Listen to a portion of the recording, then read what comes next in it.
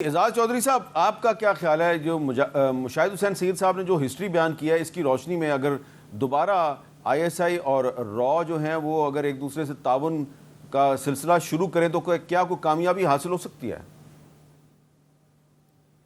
دیکھیں 2015 میں اس وقت دو این ایس ایز کے درمیان جو رابطہ تھا اور اس میں انٹیلیجنس بھی شامل تھی، اس کا فائدہ ہو رہا تھا. ہم نے ایک دو بار ہندوستان میں بتایا بھی کہ بھئی وہاں سے یہ مسئلہ ہونے والا ہے. اور پھر یہ 2021 والا جو فیز فائر ہوا ہے، میرے خیال میں جو نقصان ہوتا ہے وہ یہ ہوتا ہے کہ آپ اس کی جو ڈپلومیٹک سائیڈ ہے اس کو اگنور کر دیتے ہیں. آپ کو یاد ہے 2020 میں چائنا اور انڈیا کا آپس میں گلوان ویلی میں جھگڑا ہوا تھا. اب ہندوستان کو دوسرا فرنٹ کوائٹ کرنا تھا. ہم نے تو جیسچر کر دیا ان کو سیز فائر کر کے، لیکن انہوں نے جواباً کوئی چیز وہ نہیں کیا ہمارے ساتھ کوئی اس قسم کا. اس لیے میں سمجھتا ہوں کہ اگر یہ ہو تو بھی ڈپلومیٹک یا پولیٹیکل گائیڈنس ضروری ہے. اور یہ اگر خاصی ٹیررزم کے لیے بھی کرنا ہو تو بھی پولیٹیکل اور ڈپلومیٹک گائیڈنس میرے خیال میں ساتھ میں ہونی چاہیے. لیکن بالعموم میرے خیال میں اس میں کوئی حرج نہیں ہے. آپس میں رابطے بہرحال ضروری ہیں. پاکستان کی پوزیشن اچھی ہے. مجھے یاد ہے ششی تھرور صاحب نے برازیل میں کہا کہ جی ہم تو پیس کے لیے آپ ہمیں پرسویٹ نہ کریں، پاکستان کو پیس کے لیے پرسویٹ کرنا. بھائی ہم نے کہا یہ کہاں کیسے بات کر رہے ہیں آپ؟ پاکستان تو بار بار یہ کہہ رہا ہے کہ ہم ہر لیول پہ ڈائیلاگ کرنے کے لیے ہمیشہ تیار رہے ہیں. تو یہ ہندوستان نے پچھلے 9 سال سے بند کیا ہوا تھا. تو یہ دنیا کو دھوکہ دیتے ہیں. تو میرے خیال میں پاکستان نے جو وزیر اعظم کی سطح پر باقی سطحوں پر بھی جو پوزیشن لی ہے کہ ہم ہندوستان کے ساتھ تمام معاملات میں ڈائیلاگ کرنے کے لیے تیار ہیں، یہ مناسب ہے. بلکہ اس میں ایڈ کر لینا چاہیے کہ تھرڈ پارٹی بھی اگر کوئی میڈیٹ کرنا چاہتی ہے، پاکستان اس کے لیے بھی اوپن ہے، کیونکہ ہمارا پوسچر پیس کا ہے. انڈیا کا پوسچر جو ہے وہ ہیجمونک ہے، اور اس لیے ابھی تک یہاں پہ خطے میں امن نہیں ہو رہا. آپ کہہ رہے ہیں کہ را اور آئی ایس آئی کے درمیان کوآپریشن قابل عمل ہے بشرطے کہ اگر اس کے ساتھ سیاسی عمل بھی، یعنی ان کی کم از کم گائیڈنس ضرور ہو. اچھا مشاہد صاحب، ہم زیادہ دور نہیں جاتے. یہ 2022 میں جنرل باجوہ اور جنرل فیض نے مودی صاحب کے ساتھ جو بیک ڈور چینل کھولا ہوا تھا، تو انہوں نے مودی صاحب کے 4 روزہ دورہ پاکستان کا ایک اہتمام کیا، جس سے کہ فارن آفس بالکل لا علم تھا. اور جب شاہ محمود قریشی صاحب کو پتہ چلا تو پھر انہوں نے فارن آفس میں ان کو بلایا، آرمی چیف کو، D G I S I کو، ان کو کہا ہمیں تو بتائیں نا کیا ہے. اور پھر معاملہ جو ہے وہ آگے نہیں چل سکا، کیونکہ پولیٹیکل لیڈرشپ اور یہ جو انٹیلیجنس ایجنسیز کی آپس میں جو کوآپریشن چل رہی تھی وہ ان میں کوئی کوآرڈینیشن نہیں تھی. تو پھر اعزاز چودھری صاحب صحیح کہہ رہے ہیں نا، اعزاز چودھری صاحب کہہ رہے ہیں کہ جی کہ پھر پولیٹیکل لیڈرشپ کو بھی ساتھ بیٹھنا چاہیے. جو امپورٹنٹ بات کی اعزاز چودھری صاحب نے، میں جو اگری کرتا ہوں کہ انڈیا نے پھر دھوکہ دیا. دیکھیں نا، آپ کو یاد ہے اس وقت بریفنگز ہو رہی تھیں، اور جو انہوں نے کہا، میرا اس وقت وہ بھی ویو تھا کہ ہندوستان نے مجبوراً پاکستان کی منتیں کی ہیں سیز فائر کے لیے، کیونکہ ان کو چین سے مار پڑی ہے گلوان میں کب ہوا تھا؟ مئی جون 2020 کو، اور اچھی طرح مار پڑی تھی کافی، اور وہ شیک اپ ہو گیا تھا ہندوستان. اور 2000 اسکوائر کلومیٹر ٹیریٹری بھی چائنا نے لے لی تھی خاموشی سے، اور انہوں نے کوئی شور نہیں مچایا.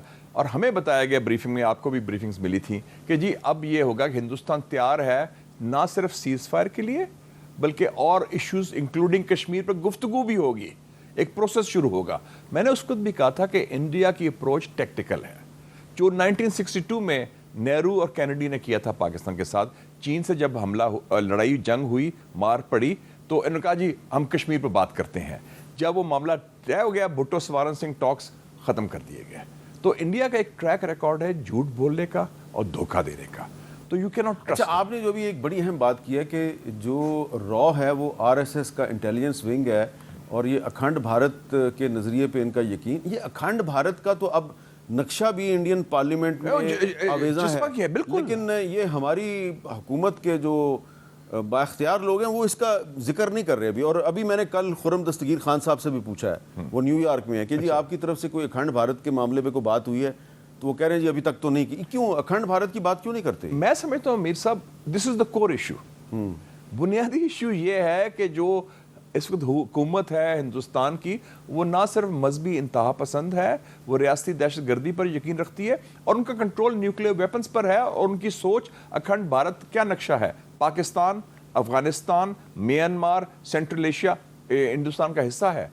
ओपनली ग्रेटर इजराइल जो नेतन्याहू का नक्शा है ना, एरेट्स इजराइल जो कहते हैं ये देश में, ग्रेटर इजराइल, वही इन्हीं का मंसूबा है। लेकिन हम पता नहीं, मैं तो ये भी कहता हूं कि आरएसएस को आप कोर्ट लेके जाएं, इंटरनेशनल कोर्ट्स में, क्योंकि एक रेसिस्ट और फैशिस्ट ऑर्गेनाइजेशन है जो मुसलमानों को खत्म उसके करने जो में। इस वक्त चीफ है मोहन भगवत, हाँ। वो ये कहते हैं जी कि जो भी इंडिया का सिटीजन है वो हिंदू है, और वो घर वापसी प्रोग्राम है, जो नहीं है वो वापस घर आ जाएं और अपना कन्वर्ट कर लें। अच्छा, एजाज चौधरी साहब, आप क्योंकि फॉरेन सेक्रेटरी रहे हैं, मैंने वैसे आपके ज़ुबान से तो कई दफ़ा ये जो आरएसएस की फाशिस्ट अप्रोच है इसके बारे में क्रिटिसिज्म सुनी है, लेकिन आजकल हम देख रहे हैं कि हमारा जो फॉरेन ऑफिस है वो अखंड भारत की बात नहीं कर रहा। एक स्टेटमेंट ज़रूर दी थी उन्होंने जब वो नक्शा जो है वहाँ पे उन्होंने 2023 में आवेदन किया, लेकिन उस तरीके से बात नहीं हो रही जिस तरीके से मुशाहिद सब कर रहे हैं।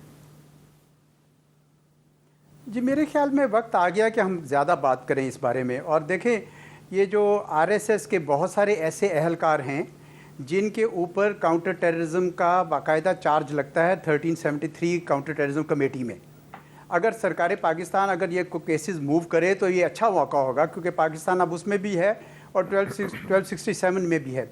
इन लोगों ने अपने मुल्क के अंदर भी जुल्म फैलाया है और बहुत सारा सबूत हिंदुस्तान के अपने सोर्सेज से मिलता है। आप अरुंधति राय को पढ़ लें, और भी बहुत सारे सोर्सेज हैं, और पाकिस्तान को एक केस बिल्ड करना चाहिए। मैं तो ये समझता हूँ मैं आपको एजाज साहब, मैं आपको बता देता हूँ आपकी बात काटते हुए, आरएसएस का एक फॉर्मर ऑपरेटर है, उसका नाम है यशवंत शिंदे। उसने बाकायदा एतराफ़ किया है कि मैं आरएसएस के ट्रेनिंग कैंप में मुझे ट्रेनिंग दी गई, तरबियत दी गई, मैंने पाकिस्तान में भी टेररिज्म की, मैंने इंडिया में भी टेररिज्म की, और मैं जो टेररिस्ट एक्टिविटी करता था उसमें मैं मुसलमानों पे इल्ज़ाम डाल देता था, और उसका इंटरव्यू एक बहुत बड़ी एविडेंस है। मीर साहब, हम लोग ना, हमारे पास थिंक टैंक्स हैं, लेकिन हम उनसे काम नहीं ले रहे। अगर आप बैठ के उन लोगों से ये कहें कि रिसर्च करें कि किन किन लोगों ने दहशतगर्दी की है, उनके केसेस बिल्ड करें। नेक्स्ट स्टेप ये होना चाहिए कि सरकार पाकिस्तान उसके ऊपर केस दायर करे किसी कोर्ट में, वहाँ से इन लोगों के लिए समन जारी करवाए जो इस किस्म के लोग हैं जिन्होंने पाकिस्तान में दहशतगर्दी की है, जिस तरह कुलभूषण है या कोई योगेश कुमार है या जिस किस्म के लोग हैं, और उनके लिए लेटर रोगेटरी जारी करके इंटरपोल को भिजवाए, और उसके साथ पॉलिटिकल उसकी ट्रैक भी चलाएं। देखिए, ये जब तक आप मरबूत अंदाज में नहीं करेंगे, ये लोग इसी तरीके से करते रहेंगे। इस वजह से वक्त आ गया है कि पाकिस्तान भी आप अपना ऑफेंसिव जारी रखे, क्योंकि ये बयानिए की जंग अभी जारी रहेगी। नहीं, लेकिन अभी तो इसके अंदर जिसे कहते हैं ना, पहला राउंड है। एजाज साहब, वो कहते हैं जी कि हमारे मुल्क में कोई यूएन डेजिग्नेटेड टेररिस्ट नहीं है। आपके मुल्क में यूएन डेजिग्नेटेड टेररिस्ट हैं, नाम लेते हैं वो 2-3 लोगों के। जी, मैं यही तो कह रहा हूँ कि उनके यहाँ जो टेररिस्ट हैं वो यूएन डेजिग्नेट करवाएं ना।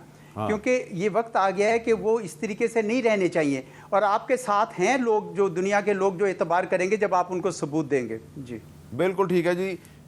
एक और मामला जो है वो बड़ा अहम है जी। इसमें मैं ऐड कर लूं कि अरुंधति रॉय की इन्होंने बात की, एजाज साहब ने। अरुंधति रॉय का आर्टिकल था 15 अगस्त पिछले साल में आया था न्यूयॉर्क टाइम्स में। उसने कहा, in today's India RSS is the state and an architecture of fascism is being erected in India. और ये ना भूलें कि 2025 100 साल उसकी बर्थडे भी है आरएसएस की। 1925 में ये फैशिज्म की पैदावार थी, यूरोपियन फैशिज्म की, जो यहूदियों के बड़ा खिलाफ था। उनका आप देख लें कि जो उनका एक तो स्वास्टिका सिंबल भी है, निकर पहनते हैं खाकी और वाइट शर्ट, और उनका हाई लिटलर सलूट ऐसे था ना, उनका ये सलूट है ऑलमोस्ट लाइक हाई लिटलर, वो जो फैशिस्ट सलूट है। तो आप उनकी सारी ट्रेनिंग, तरबियत, हर चीज और सोच नफरत और बुग़्ज़ की, वो एंटी जोइश थे, ये एंटी मुस्लिम है। और अभी भी पाकिस्तान में कुछ लोग जो हैं उनको राइटली या रॉन्गली, मेरा ख्याल है रॉन्गली, उनको उम्मीद है कि जी मोदी साहब जो है ना उनके ये तो मैंने काफी लोगों को गलतफहमी थी, कई हमारे लीडर्स को भी जी है कि जी मोदी जी को हम ये करें, मोदी जी से बात हो सकती है। तो शायद इसीलिए खुलकर अभी बात नहीं हो रही है। मेरे कोई चाका किसे कहते हैं कहीं ना कहीं। हाँ, चाका उसकी उर्दू ट्रांसलेशन क्या है? कोई क्या उर्दू लफ्ज़ टेक्निकल आप? हेसिटेशन। हाँ, यस, दैट झिझक। है। झिझक